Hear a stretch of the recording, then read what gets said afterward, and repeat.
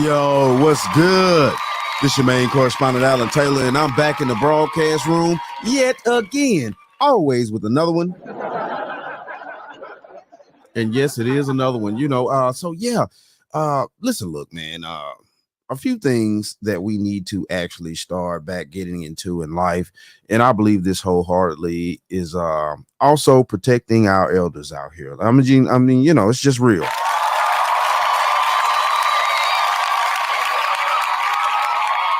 I truly believe in wholeheartedly that we've forsaken a lot of the values and things like that we cherish, that have cherished for a significant amount of decades, centuries now, things like that. And this kind of is what it is. Of course, we protect women and children, and we also are supposed to protect our elders. Our elders are the true backbone of the community with the most wisdom that they could possibly add to us in certain cases and things like that. And so out in Oakland, apparently, there's a serious eviction problem with a lot of elders, which I'm pretty sure this is all over America. This is not just in Oakland, but with this particular story here, that I'm gonna bring you guys, it's about a lady and things like that. So what I'm going to do here is I'm going to dive off into this. And of course, we're going to put quarters, nickels, and dimes in on the times. There is a growing problem within our housing crisis. Many senior citizens are struggling to keep their homes after the pandemic. Renters and landlords are in tough positions. There's a spike in the number of elderly people in danger of eviction. Senior investigative reporter Bagat Shaban explains why. For 80-year-old Zeta Flowers, this isn't just a house. It's her home of 26 years. It's where she raised her 4 adopted children and more than 20 foster children, all on her own. But now she's being forced to leave. It's not fair. It's not fair. Flowers runs a daycare out of her home, but the pandemic decimated her small business. Her rent of nearly $2,000 a month, she says, became unaffordable. Before COVID, had you ever not paid your rent? Oh, no. Never. Not ever. No. I'm a believer in paying for where you stay. Like many cities across California, Oakland enacted an eviction moratorium during the pandemic, prohibiting landlords from kicking out tenants unable to pay their rent. But after that 3-year-long moratorium ended last July, landlords were allowed to begin demanding up to a year's worth of back rent and evict tenants who didn't pay up. We're seeing an alarming rise in the eviction of low-income seniors. Attorney Ann Tamiko Amora is the executive director of the Eviction Defense Center, a nonprofit providing legal aid to more than 3,000 low-income tenants each year. They have fixed incomes, right? Like Social Security that barely covers the rent. So they had like little side jobs to supplement. And the moment the pandemic hit, all those jobs dried up. Today, nearly a quarter of the Oakland.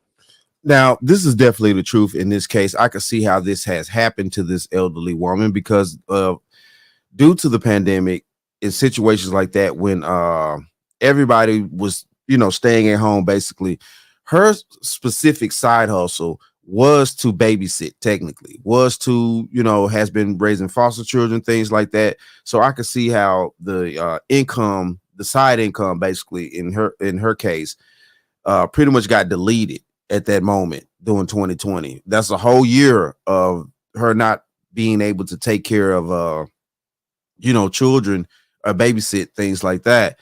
So yeah, I can see how that actually, interrupted her financial situation and things like that. Okay, let's keep going.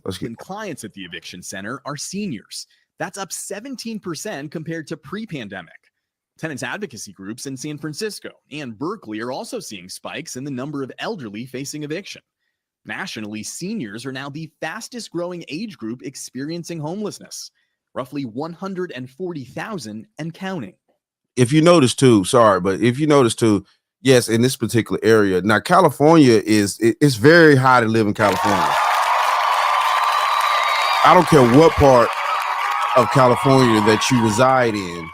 it is very expensive to live in California. California rates, for some reason, they seem to keep just skyrocketing like a mug. I mean, of course, prime real estate, things like that. We get it, but yeah, it is very costly to live in California, period.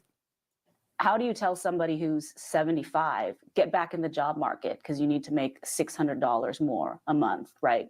It's a lot of these situations are really impossible.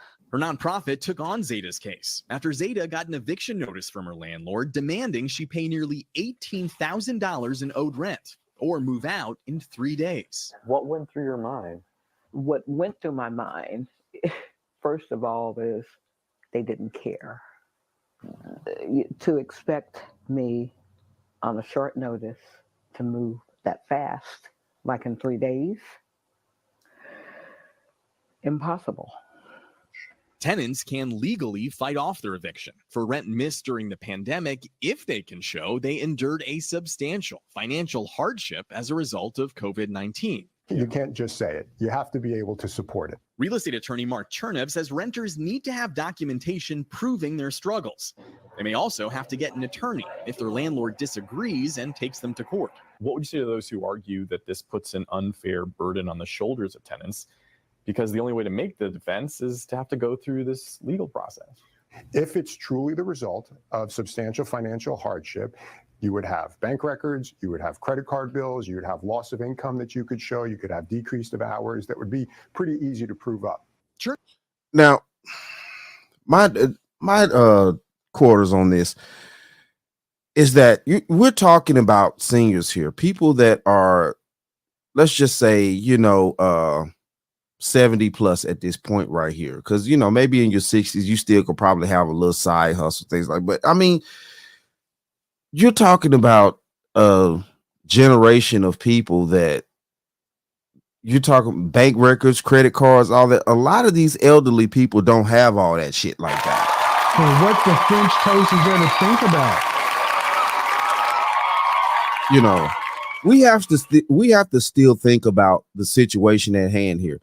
These elderly people that we're talking about now, they're in 70s, 80s, stuff like that. And when they were younger, credit cards and all that stuff was just kind of kicking in. So a lot of them wasn't just invested in using or having credit cards around super hard like that, like how we are being pushed to have credit cards and stuff like now.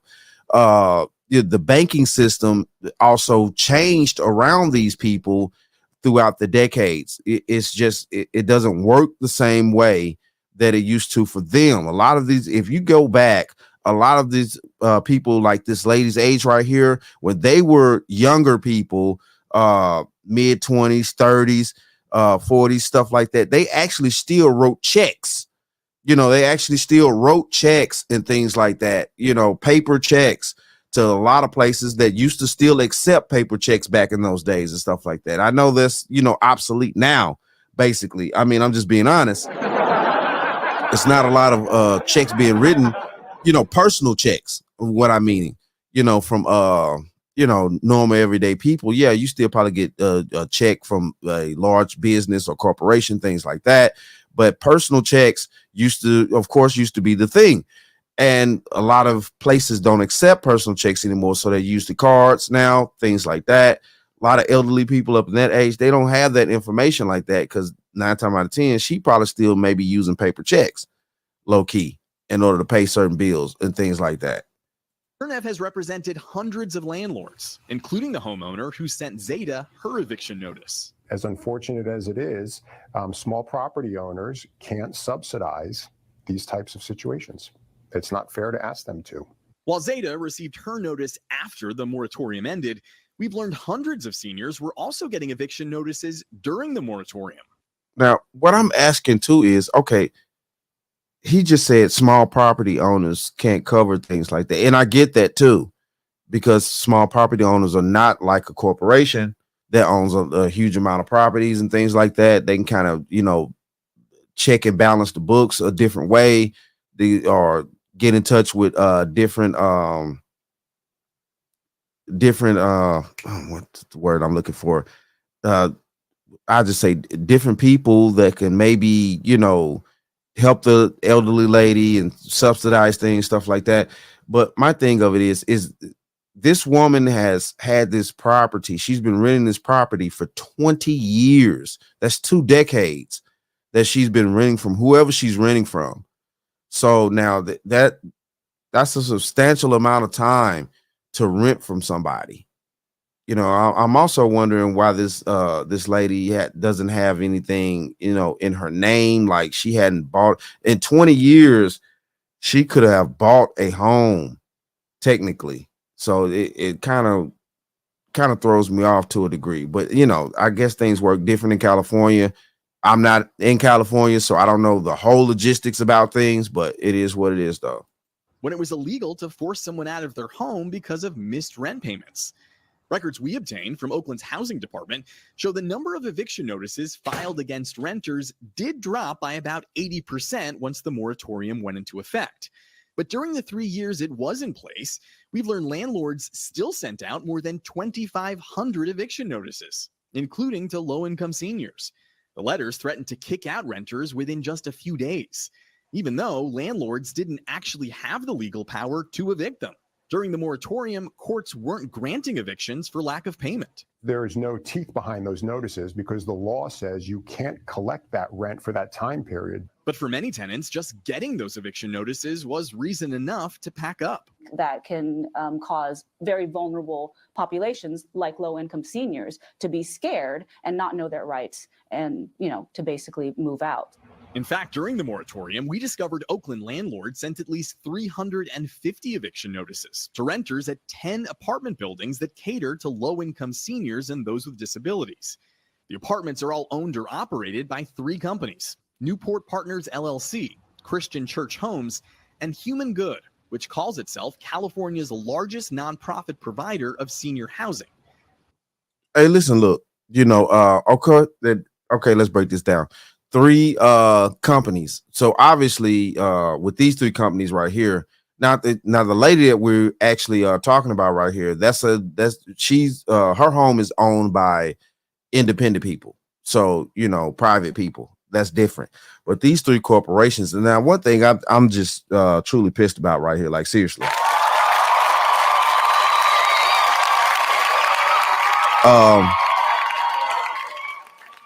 For the base meaning of Christian, you know, and I'm just over it. I'm so tired of people using religion type of ways or, you know, names or anything like that. You know what they clearly say. They clearly said it was hold on here. Let me carry this back. You know, the Christian company allegedly or whatever. It's like, okay, that's how are you woo, man, these people would do anything to lure people in, but once they lure them in, it's just truly snakes. I swear to God. So what the French toast is there to think about? I swear to God. How can you name something is Christian is about loving and giving and this and that? Anyway, that's a whole nother thing. Let's keep going. And Human Good, which calls itself California's largest nonprofit provider of senior housing. That group was the only one that responded to our request for comment, telling us the eviction notices it sent during the moratorium do not reflect the actual number of evictions, which are extremely rare and must be approved by the court. They weren't allowed to serve that notice in the first place. And if a tenant moved as a result, they could sue the landlord for wrongfully evicting them. So it seems like really the only way to be able to fight that is the tenant first has to move out and then argue that it was a wrongful eviction. Yeah, for a tenant to have an action for wrongful eviction, they can't be living in the rental unit anymore. So you can't be living somewhere and say that you were wrongfully evicted. Hi, this is Amanda calling back from the Eviction Defense Center. We spoke yesterday briefly. Which puts the burden on the renter to find a new place and then take the landlord to court. Advocates say the government is doing next to nothing to protect them. The Alameda County District Attorney's Office wouldn't tell us how many wrongful eviction cases it's prosecuted, if any. Well, I'm sorry to tell you, but I'm gonna be honest with you here.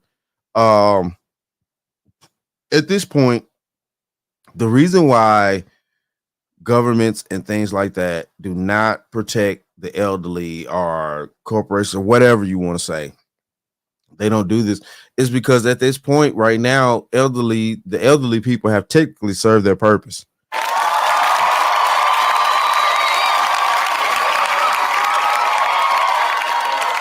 And I know nobody wants to hear the truth, but this is the truth. If you're an elderly person and you worked all these decades and paid into the system, Social Security, whatever, taxes, things like that, technically you served your purpose.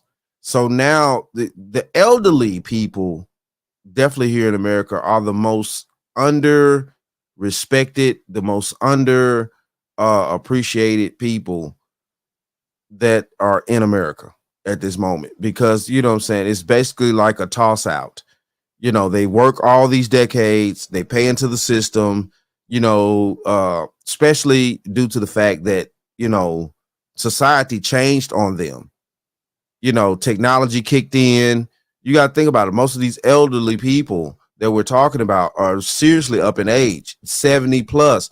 And, you know, the time that they were actually working, technology was not in place like how we have it today. So they can't just get on TikTok and make a bunch of fucking TikToks and you know, make extra money that way. You know, regardless of whether we like this or not. No, they're 70 something years old. They're not finna sit around and try to take the time to learn this shit. Like, it's just not gonna happen.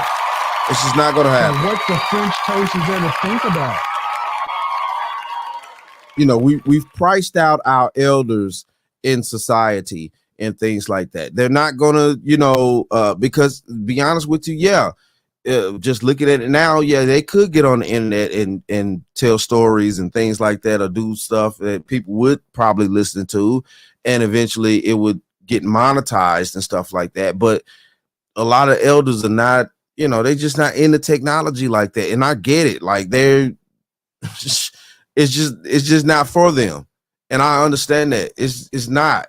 So yeah, it man, it's wow, it's crazy. Any. And the city attorney's office in Oakland has only tried 4 wrongful eviction cases over the past 5 years. But even lawful evictions can still feel wrong to those forced to leave. I'm seeing seniors out pushing carts now because they're homeless. Instead of going to court, Zeta Flowers reached a settlement with her landlord that forgives her owed rent and provides her with moving expenses if she leaves by next month. I had help. Many others didn't have the knowledge of knowing what to do. And I think that when they were served, they just moved out. They just left. Zeta now has time to pack and say goodbye. She plans on leaving Oakland in hopes of finding a new place she can afford. This may not be her house, but she'll always remember it as her home. With the investigative unit, I'm Begat Shaban. Okay, now my question is, let's go back a little bit. Let's go back. And I'm gonna go back to right here. Now, we see this right here now. She dedicated her life to basically serving her community. You know, now it's not clear whether she ever got married or had any biological children. From the way that they framed this situation, obviously she didn't get married or have biological children, but she was a, you know, pillar in the community, which we, you know, we do have women and always have had women that were like that. They may have never got married, but they do take in foster children and babysit, things like that within the community. We've always had, especially in the Black community. And my question is, real talk, out of all these children that she's taken in throughout these years and stuff like that, none of these children are reaching back, you know. And I'm sorry to kind of, you know, put this sting on your damn tongue out here. I mean, technically I'm not, but you know, it amazes me that out of all these children, and for this lady to have to go through this, where are all these children? I mean, at least out of 20 something children, maybe out over the decades, at least 2 of them should be checking on her. So what the French At least toast is 2. gonna think about? At least 2 should be in, you know, a decent financial situation to where they can actually, you know, help her and things like that. Or maybe, you know, she is getting a little help. Who knows? But man, it's hard out here. It is hard out here, man. And yeah, our elderly are suffering and things like that with this new age way. And I get it because it, you know, society switched on them and they wasn't properly prepared for that. And how could they be, you know, as society keeps growing? They, you know, it's no way that, you know, people in today's time, you know, right here today, in today's time, that are 70 plus years old could even be prepared for the technology and the way that things are moving, the way that the system has changed, the finances has changed, things like, it's no way that they could be prepared for this. It's no way that they could have, like, seriously. So what the French toast is gonna think about? You know, and you know, it's going to take these elderly people to have younger generations of people within their lives to kind of teach them or look out for them, you know, with the new ways of technology that is going and the new ways of financing and things like that, the markets and the increasement of you know, the increasement of rent and food and everything. It's going to take young people to look out for them. But yeah, though, it's sad to see this, you know. Hopefully, you know, well, obviously she had got a little bit of help, but hopefully the rest of the elders find and actually get some help out here. You know, it kind of is what it is though, man. But hey, though, shout out to everybody. Thank y'all for watching. If you're new to the channel, please hit that like, share, subscribe button. Make sure that you ring that bell that you'll be notified whenever I decide to post things. And like I always say, and that, my friends, is the bottom line. That, my friends, is the bottom line.